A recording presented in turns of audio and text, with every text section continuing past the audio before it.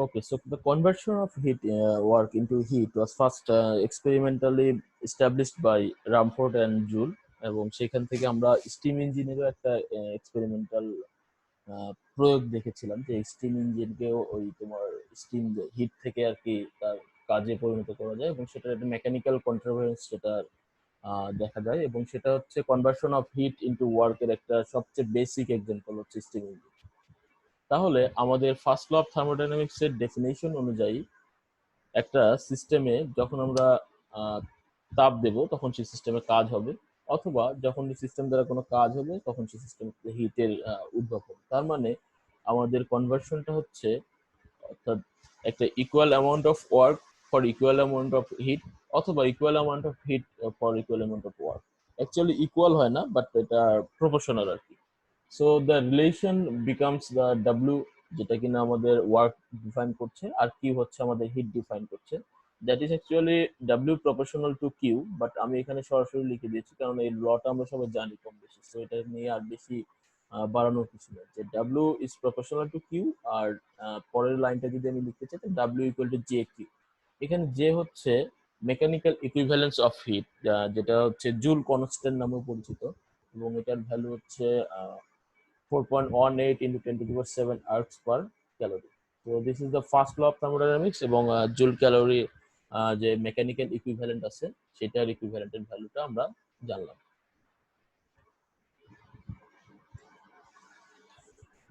So তাহলে first লটা আমাদের যদি আমি সামারাইজ করি তাহলে কি দাঁড়াচ্ছে, the equivalence between heat and work has been called by the first law of thermodynamics, which is actually the general law of conservation of energy। এনার্জির কনজারভেশনটাই আসলে ফার্স্ট লটা ডিফাইন করছে, যেখানে তাপকে কাজে অথবা কাজকে তাপে পরিণত করা হচ্ছে। So the heat can be converted into work, or work can be converted into heat. So this is the definition or form of the first law of thermodynamics. Now একটা সংজ্ঞা আমাদের একটু জানা দরকার, সেটা আমরা অলরেডি জানি, তারপর আমি আরেকবার তোমাদেরকে বলি। যে কোনো অবজেক্টের ইন্টারনাল এনার্জি বলতে কি বোঝায়? ইন্টারনাল এনার্জি বলতে বোঝানো হচ্ছে যে অবজেক্টের যে কাজ করার অ্যাবিলিটি, বা অবজেক্টের মধ্যে যার যে এনার্জিতে স্টোর থাকে সেটাই আসলে তার ইন্টারনাল এনার্জি হিসেবে আমরা চিনে থাকি। তো একটা অবজেক্টের যে ইন্টারনাল এনার্জি আছে, সেই ইন্টারনাল এনার্জির চেঞ্জটা আসলে কিভাবে আমরা ডিফাইন করি, সেটাই আসলে ইন্টারনাল এনার্জির এই ডেফিনেশন দিয়ে আমি একটু তোমাদেরকে বোঝানোর চেষ্টা করি। দেখো, বলা হচ্ছে if substance অ্যাবজর্বস a certain quantity of heat, অর্থাৎ একটা সাবস্টেন্স যদি certain quantity of heat absorb করে নেয় without any performance of external work, এবং সেই হিট অ্যাবজর্ব করার পরও যদি সে কোনো এক্সটার্নাল ওয়ার্ক না করে, তাহলে এই হিটটা কোথায় যাবে? যে হিটটা সাবস্টেন্স অ্যাবজর্ব করলো, then all heat goes to increase the stored energy within the substance, অর্থাৎ সাবস্টেন্সের যে স্টোর এনার্জি আছে এই হিটটাও তার সাথে অ্যাড হবে। So this store energy is the internal energy of the substance. তো আমরা যদি কোনো সাবস্টেন্সকে হিট দিই এবং সেটা দিয়ে যদি কোনো কাজ না হয়, এক্সটার্নাল কোনো ওয়ার্ক না হয়, তাহলে আমরা বলতে পারি যে টোটাল হিটটাই ওই সাবস্টেন্সের যে স্টোর এনার্জি আছে সেই স্টোর এনার্জিটা ইনক্রিজে ব্যবহার হয়েছে, এবং সেই স্টোর এনার্জিটাকে আমরা বলছি হচ্ছে ইন্টারনাল এনার্জি।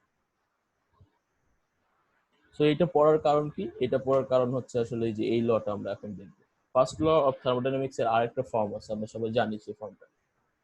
সেই ফর্মটা বলছে এরকম যে কোন সিস্টেমে যদি আমরা হিট দেই, অর্থাৎ হিট যদি কোন সিস্টেমে সাপ্লাই করি, তাহলে এই হিটটা দুই ভাবে ব্যবহার হবে। কিভাবে? Some portion of this heat is used to doing the external work, and other portion of the heat is used to increase the internal energy of the system। অর্থাৎ হিটটাকে দুই ভাগে ভাগ করা হয়, একটা দিয়ে তার এক্সটার্নাল কাজ হবে সিস্টেমে, আর একটা দিয়ে সিস্টেমের যে ইন্টারনাল এনার্জিটা আছে সেটা ইনক্রিজ করা হবে। তো সেটাকে যদি আমি ম্যাথমেটিক্যালি একটু দেখাইতে চাই, ধরে নিলাম একটা সিস্টেমে আমি ডিকিউ পরিমাণ তাপ দিলাম, সেই তাপটাকে আমাকে কি ভাগে ভাগ করতে হবে? দুই ভাগে ভাগ হয়ে যাবে। Some portion of this heat, that is dq, can be converted into external work, which is dw, and other portion of this heat can be converted into or increasing the or changing the internal energy of the system, which is du. So dq equal to আমি লিখতে পারি dw plus du, where dq is the quantity of heat given to the system and du is the change in internal and dw is the external work done. Someone please, কেউ মনে হয় তোমরা ইয়েটা of করো, mute করলে ভালো হয়। ওকে, সবাই একটু মিউটে রাখো, তাহলে আমার জন্য সুবিধা হয়, না হলে যে কন্টিনিউটি ব্রেক হয় দেখছি। পরে আমরা সবার কোশ্চেনে অ্যান্সার দেবো। হ্যাঁ, আমরা জাস্ট শেষ করে ফেলি, তারপর অ্যান্সার করছি। সো এই ফর্মটাও আমরা সবাই জানি, আমরা ইন্টারমিডিয়েট এই ফর্মটা দেখে এসেছি। তো এখানে আরো কিছু কন্ডিশন ছিল, তো জাস্ট আমাদের লটাই জানা দরকার। ফার্স্ট লটাই তোমাদের সিলেবাসে আছে, তারপরেও আমি এই জিনিসটা তোমাদেরকে একটু মনে করাই দিলাম। আর কোনো কন্ডিশন আসলে আমাদের এখন বর্তমানে জানার দরকার নেই। So first law of thermodynamics is defined as the W equal to JQ, or another form of first law is also stated that dq, which is the heat supplied to the system, is equal to dw, which is external work, plus du, which is a change in internal energy. So আমরা দুইভাবে first লকে define করতে শিখে গেলাম। নাও come to the second law of thermodynamics. Second law of thermodynamics নিয়ে আমরা সবাই কম বেশি জানি, আর সেকেন্ড ল অফ থার্মোডাইনামিক্স এর আমরা জানি যে অনেকগুলো তার স্টেটমেন্ট আছে, অর্থাৎ বিভিন্ন বিজ্ঞানীরা বিভিন্নভাবে সেকেন্ড লকে স্টেট করছে। বাট একটা কথা মাথায় রাখতে হবে যে যতভাবে একটা লকে স্টেট করা হোক, বা যত বিজ্ঞানী যতভাবে সেই লটাকে বলুক, লর যে বেসিক স্ট্রাকচার বা বেসিক যে থিংসটা, সেটা কিন্তু সবসময় ফিক্স। অর্থাৎ এই লটা তাহলে কি নিয়ে ডিল করছে? So the first law of thermodynamics is the statement of principle of conservation of heat energy. অর্থাৎ ফার্স্ট ল যখন আমরা পড়লাম, সেটা দেখলাম যে হিট এনার্জির যে কনজারভেশন হচ্ছে, সেটা আসলে স্টেট করা হচ্ছে ফার্স্ট ল দিয়ে। Heat can be converted into work, or work can be converted into heat. Then the second law deals with the condition and possibility of those energy transformation. অর্থাৎ এই যে এনার্জিটা ট্রান্সফরমেশন হচ্ছে কাজে, বা কাজটাকে এনার্জিতে ট্রান্সফরমেশন করা হচ্ছে হিট এনার্জিতে, এই এনার্জির কন্ডিশন এবং পসিবিলিটি নিয়ে যে লটা, সেটাই হচ্ছে আমাদের সেকেন্ড ল। তো second law of thermodynamics has been stated by different scientist in different ways. So বিভিন্ন বিজ্ঞানীগণ এটাকে বিভিন্নভাবে স্টেট করেছে। তো আমরা কয়েকটা স্টেটমেন্ট একটু দেখার চেষ্টা করব। আমরা এই স্টেটমেন্ট গুলোর অলরেডি বাংলাতে যদি বলি, তাহলে তোমাদের সবারই মনে পড়বে। সো আমি এখানে ইংলিশে লিখে দিয়েছি, যেহেতু আমাদের ইংলিশ ভার্সনে করতে হবে। তো তোমরা যদি বাংলাগুলো মনে করে কেউ ওইভাবে লিখতে পারো, কোন সমস্যা নেই, জাস্ট বেসিক স্ট্রাকচারটা ঠিক রাখবে। অর্থাৎ আমাদের সেকেন্ড লটা বলছে যে condition and possibility of the heat energy transfer. Heat energy ট্রান্সফরমেশনে আমাদের কন্ডিশন এবং পসিবিলিটি থাকতে হবে স্টেটমেন্টের মধ্যে। তো শুরুতেই দেখো ক্লসিয়াস বলেছে। ক্লসিয়াস কি বলেছে? ইট is impossible for a self acting machine, অর্থাৎ একটা স্বয়ংক্রিয় যন্ত্রের পক্ষে এটা অসম্ভব। কি অসম্ভব? unaided by external agency to convey the heat, অর্থাৎ বাইরের কোনো এক্সটার্নাল এজেন্সির সহযোগিতা ছাড়াই to convey the heat from one body to another at high temperature, অর্থাৎ উচ্চ তাপমাত্রায় একটা বস্তু থেকে আরেকটা বস্তুতে তাপের যে কনভে, এটা সম্ভব না। সো ক্লসিয়াসের যে স্টেটমেন্টটা, সেটাকে যদি আমি বাংলায় বলি, বাইরের কোনো উৎসের সহযোগিতা ছাড়া বা এনার্জি ছাড়া একটা সেলফ অ্যাক্টিং মেশিনের পক্ষে উচ্চ তাপমাত্রায় এক বস্তু থেকে অন্য বস্তুতে তাপের আদান প্রদান সম্ভব না। তো this is the Clausius statement. আমরা যদি একটু সহজ ভাষা বলি, সেটা কিভাবে বলা যায়। নাও আরো কয়েকটা স্টেটমেন্ট আছে, যেমন এডসারের যে স্টেটমেন্ট, সেটা বলছে heat flows of itself from higher temperature to lower temperature. এটা আমরা সবাই জানি যে তাপ উচ্চ তাপমাত্রার বস্তু থেকে নিম্ন তাপমাত্রার বস্তুর দিকে প্রভাবিত হয়। এখন আসলে লর্ড কেলভিন কি বলেছে। তো লর্ড কেলভিন ছিলেন বেসিক্যালি ব্রিটিশ। তো ব্রিটিশরা ইংলিশকে খুব ভালোভাবে ইউজ করতে পারে। তো তাদের স্টেটমেন্টটা পড়লেই বোঝা যাবে লর্ড কেলভিনের যে তারা কত কঠিন ভাবে ওই সময় ইংলিশকে বলতে। তো লর্ড কেলভিনের স্টেটমেন্টটা পড়ে দেখো। It is impossible by means of a inanimate materials agency to derive the mechanical effect from any portion of matter by cooling it below the temperature of the coolest body of its surrounding. তো এটা আসলে মানে এখান থেকে ইংলিশটাকে খুব clumsy লাগে আর কি। যদি আমি বাংলাটা খুব ইজিলি আমরা বুঝি, এটা যে একটা স্বয়ংক্রিয় ম্যাটেরিয়াল এজেন্সির পক্ষে, হ্যাঁ, কোনো একটা সিস্টেমের কোনো একটা পার্টকে তার সারাউন্ডিং এর থেকেও কুলেস্ট করে তাপের যে কন্টিনিউয়াস ফ্লো সেটা পাওয়া সম্ভব না। This is the statement of lord Kelvin. এটা বাংলাটা আমরা কম বেশি সবাই জানি, বাট ইংলিশটাতে একটু প্রবলেম হয়ে যায়, কারণ হচ্ছে এটার ইংলিশটা একটু ক্লান্তি। তো আমি আশা করবো তোমরা এটা মনে রাখবে, কারণ যেহেতু আমাদের ইংলিশে লিখতে হবে। আরেকটা কথা হচ্ছে, একজন বিজ্ঞানীর স্টেটমেন্ট কিন্তু আরেকজনের নামে চালানো যাবে না। অর্থাৎ তুমি ধরো এডজারের যে স্টেটমেন্ট, সেটা যদি তুমি এখন ক্লজিয়াসের নামে চালাই দাও, তাহলে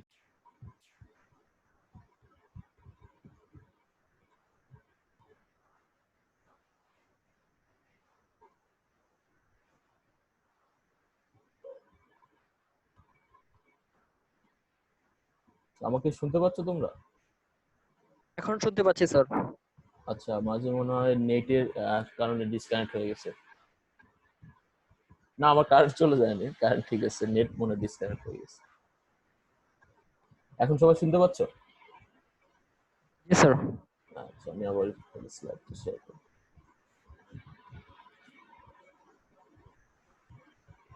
ওকে, সো আমরা এই পর্যন্ত লর্ড ক্যালভিন পর্যন্ত ডিসকাস করলাম, তাই না? স্যার লর্ড কেলভিন পুরাটা বুঝিনি, মানে মাঝখানের দিকে ডিসকানেক্ট হয়ে গেছিল। আচ্ছা আচ্ছা, তো লর্ড ক্যালভিনের স্টেটমেন্টটা তাহলে আরেকবার বলি। সো লর্ড ক্যালভিনের স্টেটমেন্টটা ছিল এরকম যে it's impossible by means of a inanimated material agency to derive mechanical effect from any portion of matter by cooling it below the temperature of the coolest body of its surrounding.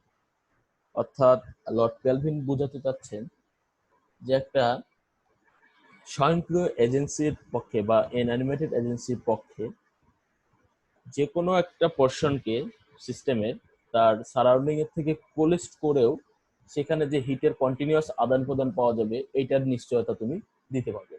অর্থাৎ surrounding এর থেকে coolest করলেও তার হিটের আদান প্রদান হবে না, যতক্ষণ না পর্যন্ত তাদের মধ্যে আসলে হিট ডিফারেন্সটা বা সেই রকম এনভায়রনমেন্ট তৈরি হবে হিট ফ্লো হওয়া। তো লর্ড ক্যালভিন আসলে বোঝাতে চাচ্ছে যে কোনো পোর্শনকেও যদি আমি কুলেস্ট করি তার সারাউন্ডিং এর থেকে, তবুও হিটের আদান কন্টিনিউয়াস আদান প্রদানটা আমি পাবো না। So the Planck statement, Planck বলছে it is impossible to construct an engine which will work in a complete cycle, অর্থাৎ একটা পূর্ণ চক্রে সে কাজ করবে, and produce no effect except the raising of weight and the cooling of the heat reservoir. But এটা তো possible না। একটা ইঞ্জিন আমি কনস্ট্রাক্ট করলাম যেটা কিনা কাজ করবে একটা ফুল সার্কেল, কিন্তু কোনো ইফেক্ট প্রডিউস করবে না, এটা তো পসিবল না।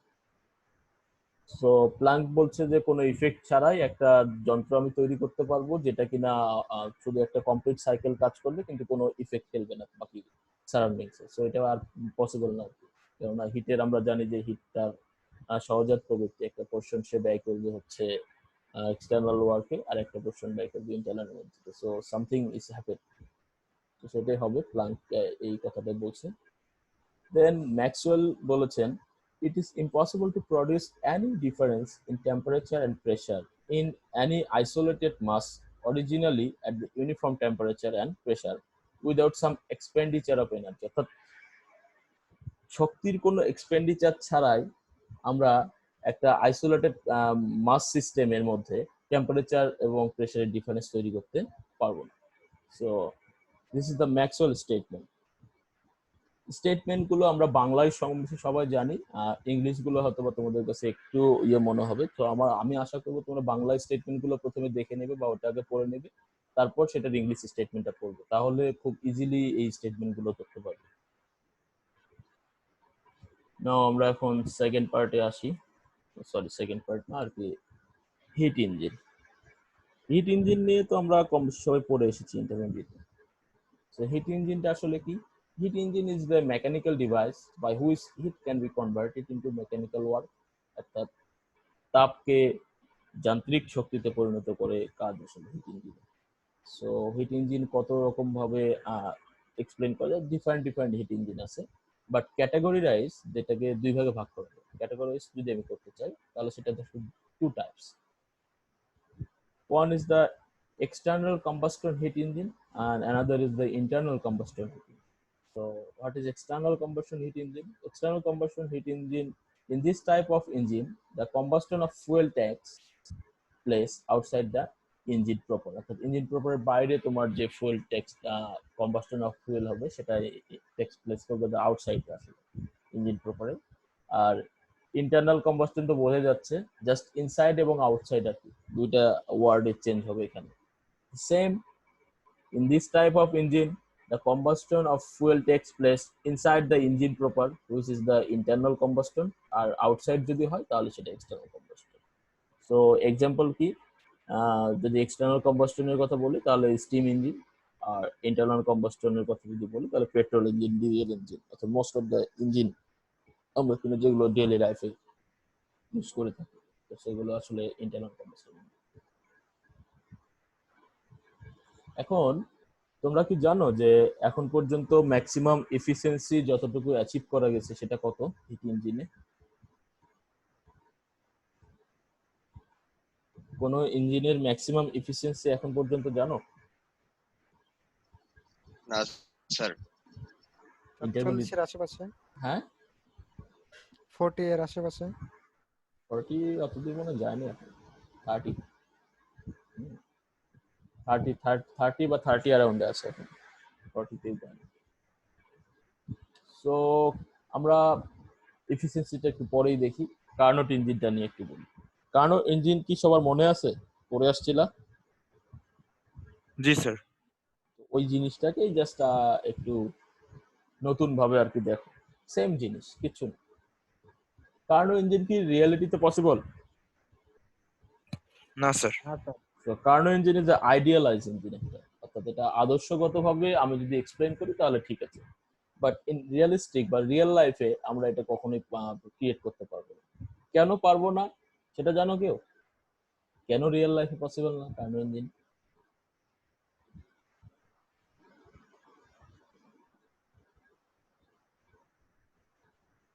আমাকে শুনতে পাচ্ছ সবাই? জি স্যার। রিয়েল স্যার এরকম ছিল যে এমন একটা উৎস যেটা অবিরত দিতে থাকবে, আর এমন একটা ইনসুলেটর না কি যেন, মানে যেটা তাপ নিতেই থাকবে বাট তার তাপমাত্রা চেঞ্জ হবে। হ্যাঁ কাইন্ড অফ এরকমই। বাট বেসিক্যালি যে প্রবলেমটা কার্নোট ইঞ্জিনে ফেস করছিল সেটা আমি তাহলে এক্সপ্লেন করার সময় তোমাদেরকে বলি। দেখো তোমারটা মোটামুটি ঠিক আছে, ইটস ওকে।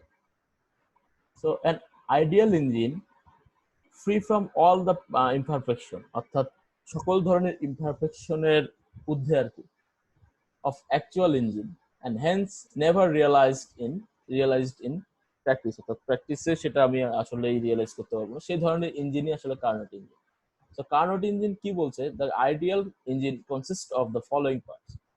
এ সিলিন্ডার, অর্থাৎ একটা সিলিন্ডার থাকবে উইথ পারফেক্টলি নন কন্ডাক্টিং ওয়াল, অর্থাৎ পারফেক্টলি নন কন্ডাক্টিং ওয়াল হতে হবে। সিলিন্ডারের যে সারাউন্ডিং বা ওয়ালটা থাকবে সেটা হবে perfectly non conducting, but with a conducting bottom containing A perfect gas.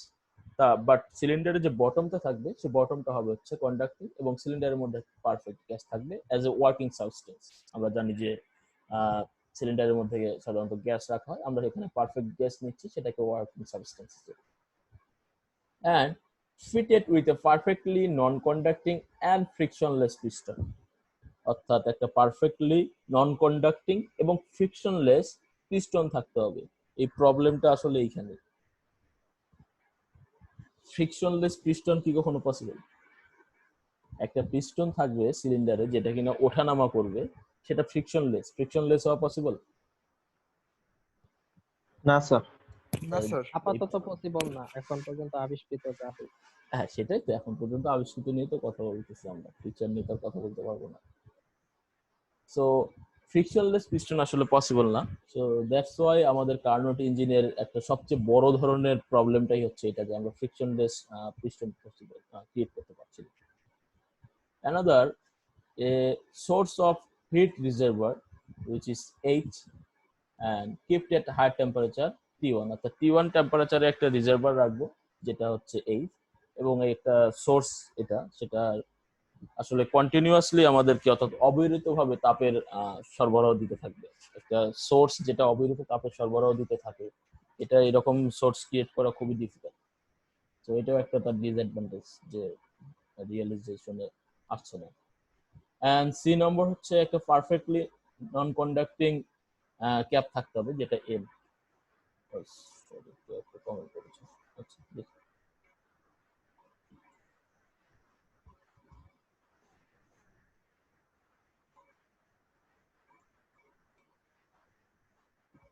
কেউ কি কিছু বলছো? আমি আসলে দেখতে পাচ্ছি না। না স্যার। আচ্ছা আচ্ছা, okay. So the last part is a cold body, বা যেটাকে আমরা সিঙ্ক বলি। অর্থাৎ একটা সোর্স থাকবে, একটা সিঙ্ক থাকবে আর কি। তো সেটাকে আমরা কনস্ট্যান্ট টেম্পারেচারে রাখবো হচ্ছে T2 তে। তো this is the basic construction of Carnot engine. অর্থাৎ একটা সিলিন্ডার থাকবে যেটার পারফেক্টলি নন কন্ডাক্টিং ওয়াল, তার মধ্যে একটা পারফেক্ট গ্যাস রাখবো আমরা, তার বটমটা থাকবে হচ্ছে কন্ডাক্টিং, এবং সেই সিলিন্ডারে একটা নন কন্ডাক্টিং এবং ফ্রিকশনলেস পিস্টন রাখতে হবে আমাদের। দেন সেই হোল সিলিন্ডারটা থাকবে একটা হিট সোর্স বা রিজার্ভারের উপর, যেটা এইচ তাপমাত্রায় আছে, এবং তার যে সরি এইচ যেটাকে আমি ডিনোট করছি, আর সেটাকে হায়ার টেম্পারেচারে রাখা হচ্ছে, সেই তাপমাত্রাটাকে আমি বলছি T1। And perfectly non conducting একটা ক্যাপ থাকবে N। আর কোল্ড বডি বা সিঙ্ক যেটা, সেটাতে থাকবে হচ্ছে কনস্ট্যান্ট টেম্পারেচার T2 তে। সো তার দেখতে কেমন হবে তাহলে কার্নেট ইঞ্জিনটা, এটা আমরা সবাই জানি, জাস্ট আমি একবার দেখালাম একটু দেখো। সো এই কার্নোট ইঞ্জিনকে ডিফারেন্ট ডিফারেন্ট ওয়েতে আমরা দেখতে পারি। জাস্ট আমার এই চিত্রটাই মনে হলো যে এটা দেওয়া যায়, আমি তাই দিয়েছি। এটা আমার জাস্ট পার্সোনাল থট আর কি। তোমরা যে কোনো ইঞ্জিনের চিত্র, কার্নোট ইঞ্জিনের যে কোনো ধরনের চিত্র তোমরা দিতে পারো, এটাতে এই এমনটাই আঁকতে হবে এমন কোনো কথা নেই। হ্যাঁ, বাট বেসিক স্ট্রাকচারটা ঠিক থাকবে। তো নেটে সার্চ দিলে তোমরা অনেকগুলো কার্নোট ইঞ্জিনের ফিগার দেখতে পাবে, তোমাদের যেটা ভালো লাগে সেটা। তো কার্নোট ইঞ্জিনকে বলা হচ্ছে যে এটার একটা হিট সোর্স থাকবে, ওকে, একটা হিট হিট হট সোর্স থাকবে, আর একটা হচ্ছে কোল্ড সোর্স। কোল্ড সোর্স বলতে সেটাকে সিঙ্ক বলা হয় আর কি। আর এটা হচ্ছে সিলিন্ডার, যার ওয়ালটা থাকবে তোমার হচ্ছে নন কন্ডাক্টিং, আর বটমটা থাকবে হচ্ছে কন্ডাক্টিং। দেন তার সাথে একটা পিস্টন থাকবে, যেটা কিনা ফ্রিকশনলেস ভাবে উপরে নিচে ওঠানামা করবে। তো দিস ইজ দ্য কারেন্ট ইঞ্জিনের একটা জাস্ট স্কেমেটিক বা ডায়াগ্রাম চিত্র তোমার বলতে পারো। তো এখানে বলা হচ্ছে যে Carnot observe that the function of machine is to extract a certain quantity of heat T1 from heat reservoir H at T1 temperature and convert a part of it into work and transfer the rest of the heat Q2 at the sink. অর্থাৎ Carnot ইঞ্জিনের যে আমাদের working substance যেটা, অর্থাৎ perfect gas আমরা যেটা নিচ্ছি, সেটাকে বলা হচ্ছে যে সেটা হিট সোর্স থেকে Q1 পরিমাণ হিট নেবে T1 টেম্পারেচারে। দেন এটা কিছুটা কাজ করবে ভিতরে, অর্থাৎ ইঞ্জিনে কিছুটা কাজ হবে। Some portion of this heat can be converted into work, and then other part of this heat is Q2, যেটা কিনা সিঙ্কে চলে যাবে, সেটা আছে T2 টেম্পারেচারে, সেটা হচ্ছে কনস্ট্যান্ট। তাহলে এখানে একটা কনভার্সন হচ্ছে, অর্থাৎ হিটটাকে কাজে পরিণত করতে হবে। কি পরিমাণ হিট আসলে কাজে পরিণত হচ্ছে কেউ বলতে পারবে? ইঞ্জিনে কি পরিমাণ হিট কাজে পরিণত হচ্ছে এখানে?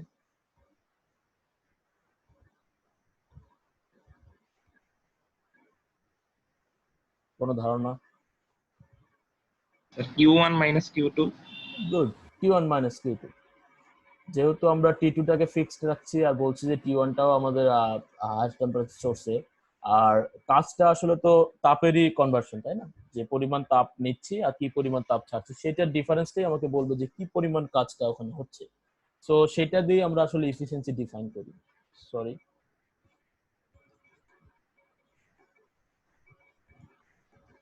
নাও সেটা দিয়ে আসলে হিট এফিসিয়েন্সি আমরা যদি ডিফাইন করতে চাই, কিভাবে করবো দেখো। বলা হচ্ছে hit Q1 supplied to the engine by a heat reservoir at temperature T1. After converted some part of this heat into work, which is W, the other part of this is that is Q2 released at sink at temperature T2. So the converted heat, or heat conversion into work, is that is W equal to Q1 minus Q2. তাহলে আমাদের এফিসিয়েন্সির definition, অর্থাৎ according to the definition of heat engine বা আদার engine efficiency আমরা যদি বলি, তাহলে সেটাকে define করা হয় ইটা দিয়ে। Eta is denoted as the heat converted into work divided by heat drawn from the source, অর্থাৎ যে পরিমাণ তাপকে আমি কাজে পরিণত করলাম ডিভাইডেড বাই যে পরিমাণ তাপ আমি আসলে সোর্স থেকে নিয়েছিলাম। সো আমি কি পরিমাণ তাপকে কাজে পরিণত করতে পেরেছি, that is Q1 minus Q2। আর কি পরিমাণ তাপ আমি সোর্স থেকে নিয়েছিলাম, দ্যাট ইজ Q1। সো আমি যদি একটু ম্যাথমেটিক্যালি এটাকে সাজিয়ে লিখতে চাই, তাহলে যেহেতু Q1টাকে আমি ডিভাইড করে দিই, তাহলে 1 minus Q2 divided by Q1। তো this is the heat engine এফিসিয়েন্সির যে ফর্মুলা, সেটা হচ্ছে এই ফর্মুলা দিয়ে ক্যালকুলেট করা হয়। এখানে যদি তুমি শুধুমাত্র এটা পয়েন্টে রাখো তাতেও কোনো সমস্যা নাই, বাট আরেকভাবে এটাকে এক্সপ্লেন করা হয়, সেটা হচ্ছে যদি তুমি এখানে পার্সেন্টেজে কনভার্ট করো, অর্থাৎ এটাকে যদি তুমি পার্সেন্টেজে লিখতে চাও তাহলে আর কিছুই না, এটার সাথে 100% গুণ করে দিবা, অর্থাৎ efficiency equal to 1 minus Q2 divided by Q1। সেটা 100% দিয়ে গুণ করলে তুমি পার্সেন্টেজে চলে যেতে পারবে। দেখো আমরা এখন একটা প্রবলেম সলভ করব। আচ্ছা, যে হিট ইঞ্জিনটা আরেকটি ডেফিনেশন এটাতে আমরা জানি, এই ওয়ার্ডটার সাথে সবাই পরিচিত, এই সেন্টেন্সটা, heat is proportional to temperature. এটা সবাই জানো না, এটা বলতে হবে? জানি স্যার। এটা তো সিম্পল, এটা তো সবাই জানার কথা, যে একটা গরম বস্তুর তাপমাত্রা বেশি হবে আর একটা হচ্ছে ঠান্ডা বস্তুর তাপমাত্রা কম হবে। সো সেখান থেকে এটা আমরা জাস্ট সিম্পলি বলতে পারি যে heat is proportional to the temperature, that is Q proportional to T. তো এটা কিভাবে নিয়ে কি কাজ করছে সেটা বোঝানোর জন্য জাস্ট আমি একটা ডায়াগ্রাম দিয়েছি। দেখো, এখানে একটা সোর্স আছে যেটা T1 তাপমাত্রায় আছে, সেটা থেকে Q1 পরিমাণ তাপ আমার সিস্টেমে আসছে এবং সেই সিস্টেমটা কাজ করছে একটা পারফেক্ট গ্যাসে। তো সেটা থেকে এখানে W পরিমাণ কাজ হচ্ছে, আর রেস্ট অফ দ্য হিট সেটা Q2, সেটা কোল্ড স্প্রিং আর T2 টেম্পারেচারে চলে যাচ্ছে। So this is the flow diagram of heat converting into work. So we can also write the equation of efficiency eta equal to 1 minus T2 divided by T1. এটাকেও 100% দিয়ে গুণ করতে পারো, বা এটা লিখলেও কোনো সমস্যা নেই, যেটা তোমাদের সুবিধা হয় সেটা লিখতে। তো সাধারণত এফিসিয়েন্সিকে পার্সেন্টেজে দেখানো হয়, তো তোমরা পার্সেন্টেজ দিয়ে করো। আমার মনে হয় এখানে 100% দেখানো উচিত ছিল। আচ্ছা, সো আমরা একটা প্রবলেম একটু দেখার চেষ্টা করি। প্রবলেম কি? দেখো, প্রবলেমটা এখানে বলা হচ্ছে the find the efficiency of A reversible hit engine working between the temperature 100°C and 25°C। দুইটা তাপমাত্রার মধ্যে, অর্থাৎ একটা সিঙ্ক এবং একটা সোর্স হবে। তো আমরা জানি যে যেহেতু T1টা হচ্ছে হাই টেম্পারেচার হওয়ার কথা, তাহলে সেটাই হচ্ছে সোর্স, আর T2টা হচ্ছে একটা লো টেম্পারেচার কনস্ট্যান্ট টেম্পারেচার হবে, সেটা হচ্ছে আমাদের সিঙ্ক। তো এখান থেকে ধরেই নেই যে T1 ইকুয়াল টু 100°C, সেটাকে ক্যালভিনে কনভার্ট করছি। T2কেও আমরা যদি ক্যালভিনে কনভার্ট করি তাহলে 273 অ্যাড করবো, করার পর T1 এবং T2 পাবো। দেন আমরা এফিসিয়েন্সির যে ইকুয়েশন আছে সেটা থেকে যদি ক্যালকুলেট করি যে এটা equal to 1 minus T2 divided by T1, তো সেটাকে আমরা লিখতে পারি যে 1 মাইনাস 298.4 ডিভাইডেড বাই 373, সেটাকে ক্যালকুলেট করলে দেখো 20%। সো এটা হচ্ছে একটা এফিসিয়েন্সি রিলেটেড প্রবলেম। কোথাও সমস্যা আছে এই প্রবলেমের বুঝতে? না স্যার। তাহলে দুইটা প্রবলেম আমি তোমাদেরকে এখানে জাস্ট দিয়ে রেখেছি, তোমরা বাসায় এটা ট্রাই করে দেখো। এটা জাস্ট সিম্পল কিছুই না। দেখো, ফার্স্ট প্রবলেমটা বলছি যে during a cyclic process hit engine absorb 500 joule of heat from a heat reservoir, does the work and ejects an amount of heat that is 300 joule into the surrounding, which is the cold reservoir. Calculate the efficiency of the heat engine. একটা Q1 একটা Q2, আমরা যে efficiency যে definition সেখান থেকে আমরা জানি এটা equal to 1 minus Q2 divided by Q1, অর্থাৎ ইনটু 100% যদি দাও 100%, সেটা দিয়ে খুব ইজিলি 1 মিনিটের মধ্যে অঙ্কটা করে ফেলা যায়। The second প্রবলেমটা দেখো, সেকেন্ড প্রবলেমটা বলা হচ্ছে steam engine boiler is maintained at 250°C and water is converted into steam. অর্থাৎ 250°C মেইনটেইন করা হচ্ছে একটা বয়লারে, সেটাতে ওয়াটারটাকে স্টিমে কনভার্ট করা হচ্ছে। This steam is used to do work and heat is ejected to the surrounding air at temperature 300 Kelvin. Surrounding এর যে temperature সেটা হচ্ছে 300 Kelvin. Calculate the maximum efficiency it can have, অর্থাৎ এটার ম্যাক্সিমাম এফিসিয়েন্সি যেটাতে সে achieve করতে পারবে সেটা বের করতে বলা হচ্ছে। আমাদের তাপমাত্রা দেয়া আছে একটা সেলসিয়াস একটা ক্যালভিন, সো আমরা সেলসিয়াসটাকে ক্যালভিনে কনভার্ট করছি। দেন আমরা যে ফর্মুলা আমরা জানি যে according to definition of efficiency which is eta equal to 1 minus T2 divided by T1 into 100%, সেটা দিয়ে করলে এটার 1 মিনিট লাগবে। সো দুইটা প্রবলেম 2 মিনিট লাগবে করতে। আমি আশা করব তোমরা ক্লাস শেষ হলেই করতে পারবে বা এখন মুখোমুখি করে ফেলতে পারবে। সো বলো যে এই পর্যন্ত কোনো প্রবলেম আছে কিনা, কোথাও বুঝতে সমস্যা হচ্ছে বা কোথাও মিস করে গেছো কেউ?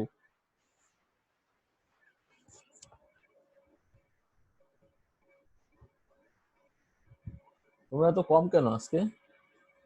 অনলি 21।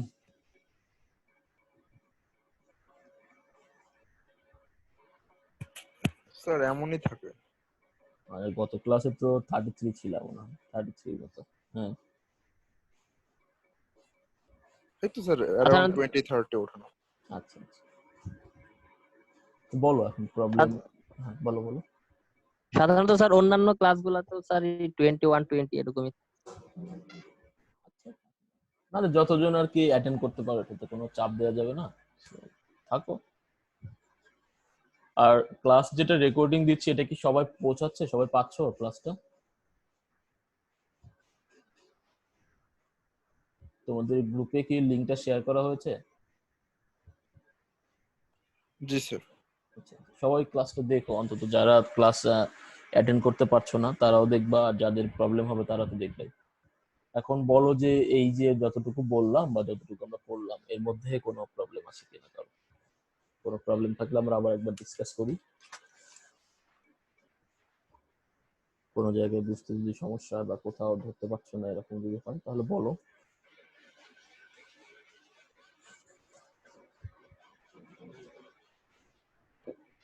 সমস্যা নেই স্যার। সমস্যা নেই সবারই?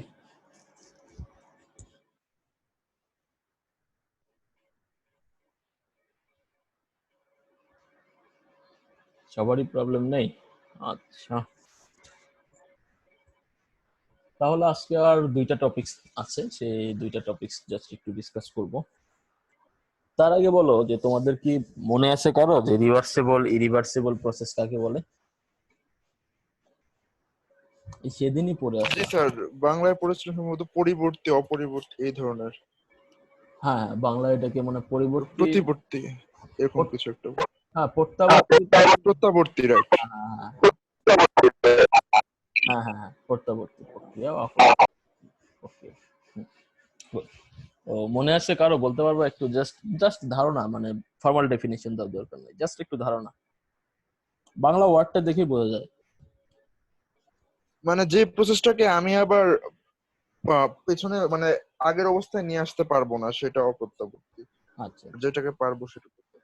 গুড। আসলে বাংলা ওয়ার্ডটা দেখে আমরা বুঝতে পারি সেটাই আসলে হয়। ইংলিশটা দেখেও ভালো বোঝা যায় যে যেটাকে আমি একবার ফরওয়ার্ডে প্রসিড করে ফেললে সেটাকে ব্যাকওয়ার্ডে আনতে পারবো না, সেটা আসলে ইরিভার্সেবল প্রসেস। অর্থাৎ ওয়ান্স ইট গন দেন আর এটাকে ফিরিয়ে আনা যাবে না। এন্ড রিভার্সেবল প্রসেস হচ্ছে যেটা একবার ফরওয়ার্ডে গেলে আমি আবার সেটাকে ব্যাকওয়ার্ডে নিয়ে আসতে পারবো, সেটাই আসলে রিভার্সিবল প্রসেস। তো এই দুই ধরনের প্রসেসকে আমি একটু ফর্মাল ডেফিনেশন দিয়েই তোমাদেরকে বোঝানোর চেষ্টা করছি, দেখো কি আছে সেটা।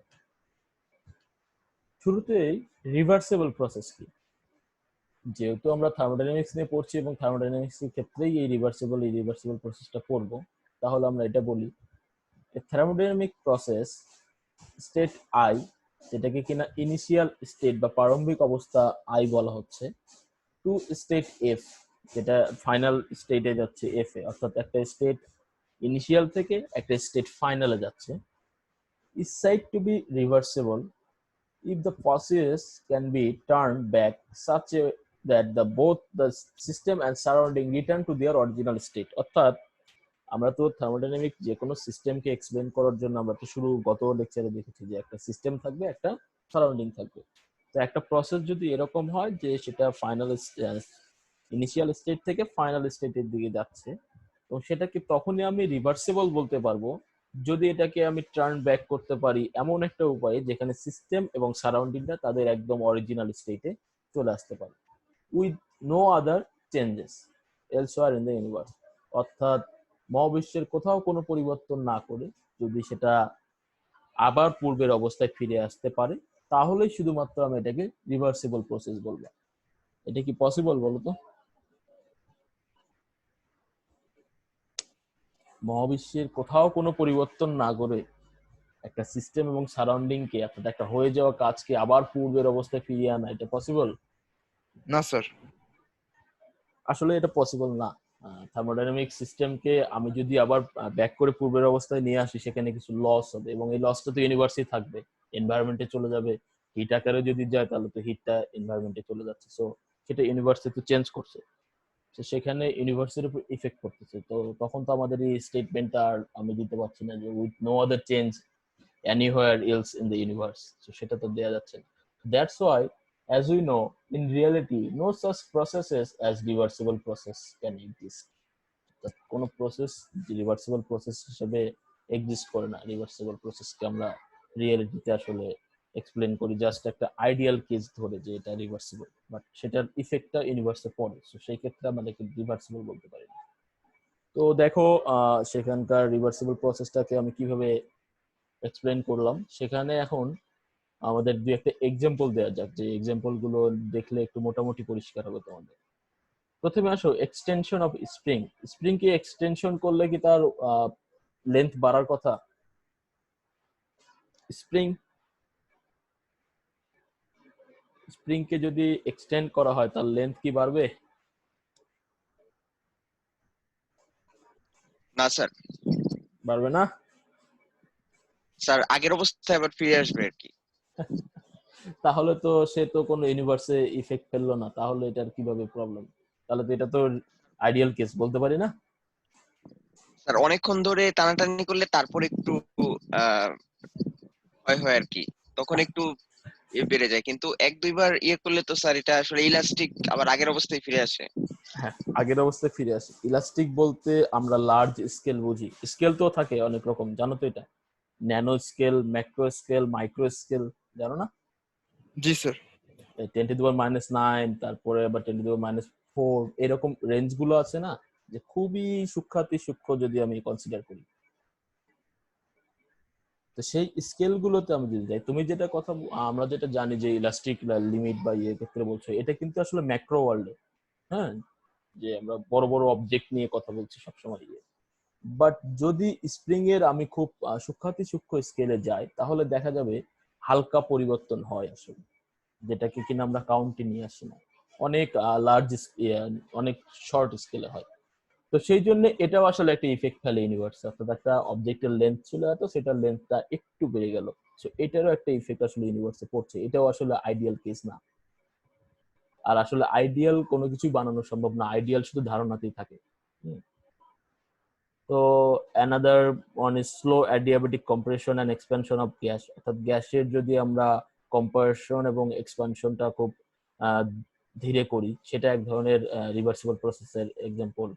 তারপর ইলেকট্রোলাইসিস করি, তারপর ফ্রিকশনলেস মোশন অফ সলিড, সলিডের যদি একটা ফ্রিকশনলেস মোশন কনসিডার করি, so those are the example of reversible process. Basically এগুলো এক্সাম্পল দিয়ে রিভার্সিবল প্রসেসকে বোঝায়, সেগুলোকে দিয়ে আমরা রিভার্সিবল প্রসেস বলতে পারি। ইরিভার্সিবল প্রসেসটা তাহলে কেমন হবে? An irreversible process can be defined as a process in which the system and surrounding do not return to their original condition once its process is initiated. অর্থাৎ একবার এটা ইনিশিয়েটেড হয়ে যাওয়ার পর সেটাকে আর তার পূর্বের অবস্থায় ফিরে আনা যাচ্ছে না, সেটাই হচ্ছে ইরিভার্সিবল প্রসেস। যদি আমরা তো কম বেশি সবাই চালাই, বাইক চালাও না কম বেশি? অনেকেই বাইক চালাও? কেউ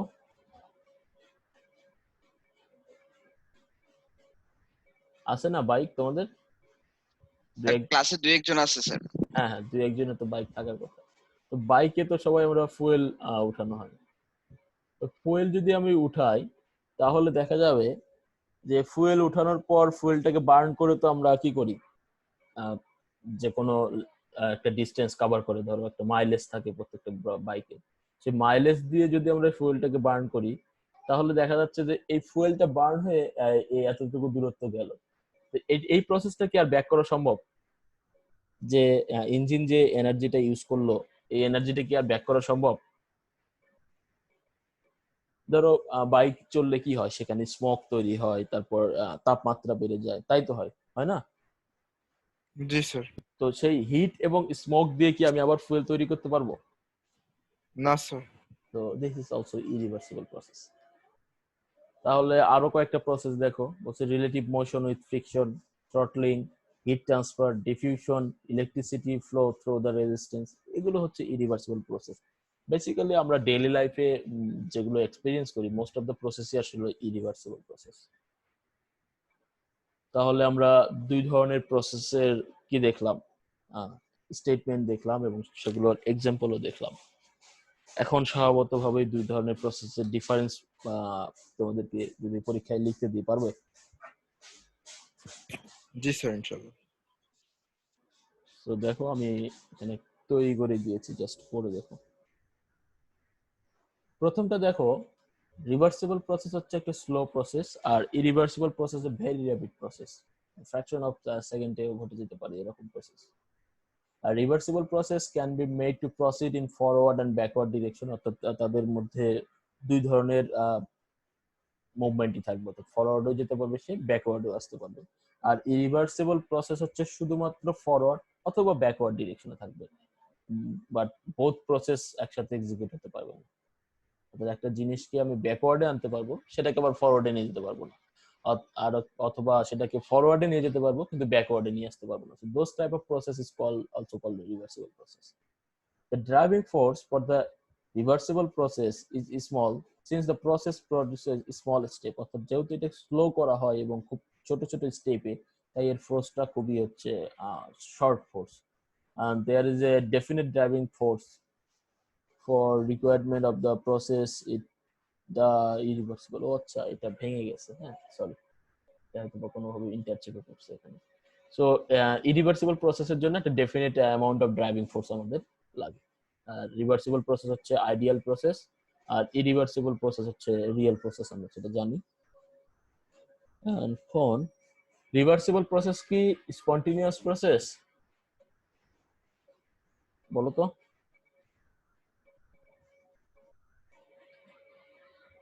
রিভার্সিবল প্রসেস কি স্পন্টিনিয়াস প্রসেস?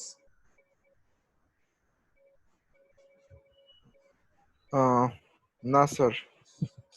এখানে আমার ভুল হয়েছে, আমি নটটাকে এই পাশে লিখতে যে এই পাশে লিখে ফেলেছি, হ্যাঁ। সো রিভার্সিবল প্রসেস আসলে স্পন্টেনিয়াস প্রসেস না, যেহেতু এটা ideal process, it's not a spontaneous process. আর ইরিভার্সিবল প্রসেস আসলে হচ্ছে এটা একটা real process. So those are the difference. আমরা যদি দুইটা সংজ্ঞা থেকে এবং দুই ধরনের এক্সাম্পল থেকেও বলি, আচ্ছা তোমরা এখানে এক্সাম্পলকেও একটা ডিফারেন্স হিসেবে কিন্তু দিতে পারো, যে এক্সাম্পল এটার এক্সাম্পল এটা, এটার এক্সাম্পল হচ্ছে এটা, এটাও একটা ডিফারেন্স হিসেবে কাউন্ট হয়। সো এই ডিফারেন্স গুলো আমি আসলে পয়েন্ট আউট করতে পেরেছি তোমাদের সংজ্ঞাগুলো এবং যে এক্সাম্পল দিলাম সেখান থেকে। সো বলো এখন রিভার্সিবল ইরিভার্সিবল প্রসেস নিয়ে কোনো কোশ্চেন আছে কিনা?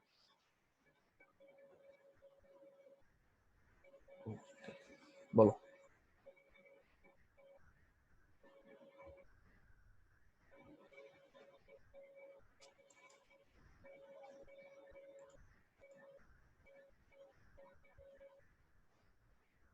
ওকে, কোশ্চেন আছে একজনের, বলো।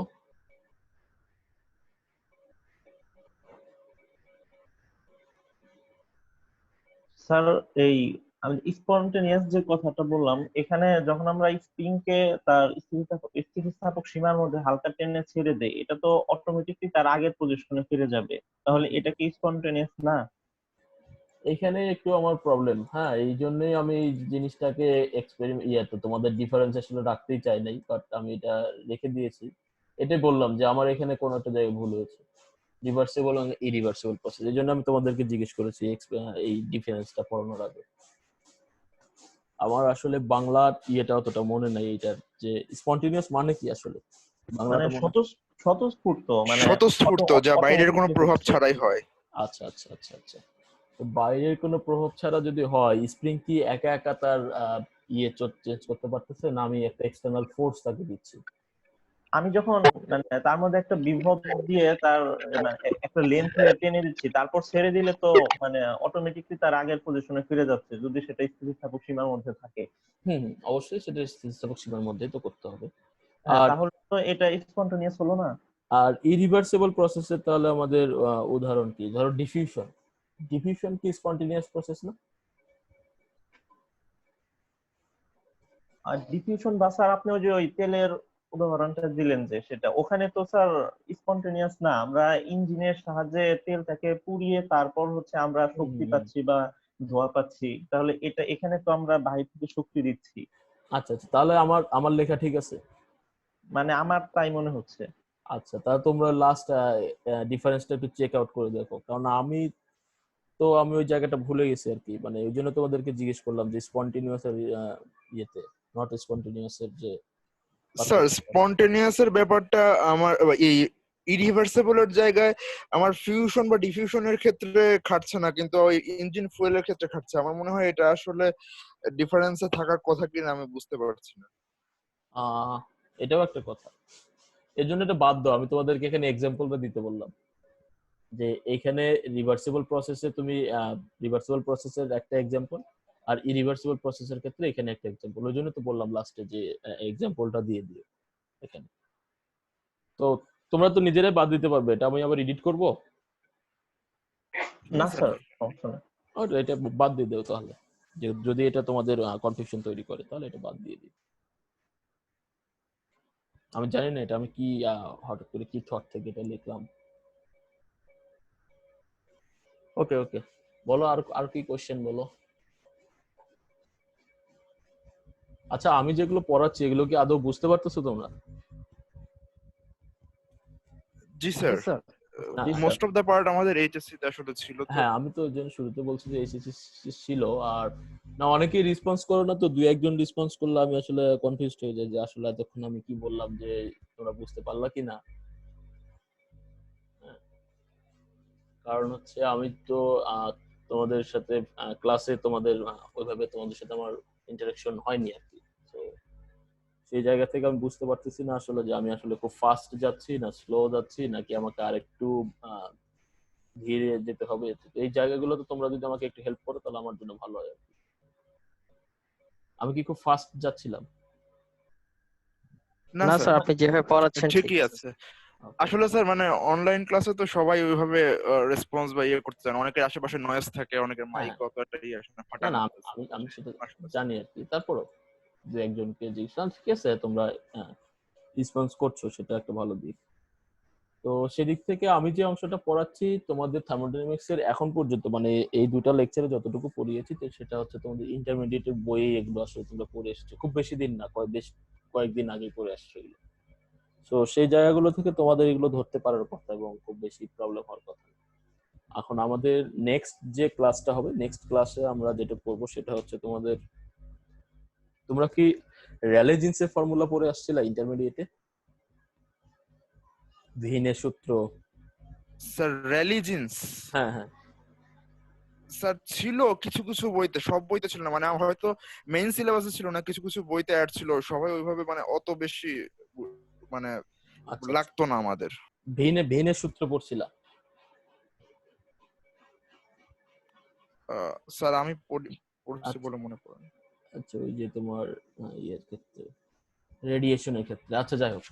তো ওইটা আমরা নেক্সট ক্লাসে পড়বো, সেটাতে তোমার একটা হিটের যে কৃষ্ণ বস্তু পড়ছো না তোমরা, ব্ল্যাক বডি? ব্ল্যাক বডি সম্পর্কে ধারণা আছে তো? জি স্যার, পড়েছিলাম কিছুটা। হ্যাঁ হ্যাঁ, ওই ব্ল্যাক বডির যে এক্সপ্লানেশন গুলো আছে সেই এক্সপ্লানেশন গুলো নিয়ে আমরা নেক্সট ক্লাসটা নিব আর কি। তো নেক্সট ক্লাসটা কবে বলো, তোমরাই বলো। বৃহস্পতিবার 2টায়, তাই তো? জি স্যার। তো এটা আমি বলে দিলাম আর কি, ওই দিন যেন তোমরা মনে রাখো আর কি। হ্যাঁ, তো বৃহস্পতিবার 2টায় নেক্সট ক্লাস হবে, এবং ওই ক্লাসে যদি আমরা ক্লাস নিই তাহলে মোটামুটি আমাদের থার্মোডাইনামিক্স এর পার্টটা প্রায় শেষের দিকে চলে আসবে। আর রোববারের দিন একটা ক্লাস আছে। তো রোববার মনে হয় কয় তারিখ হয়, তোমাদের কি পূজার বন্ধের কোনো নোটিশ টোটিস তোমাদেরকে দেওয়া হয়েছে না?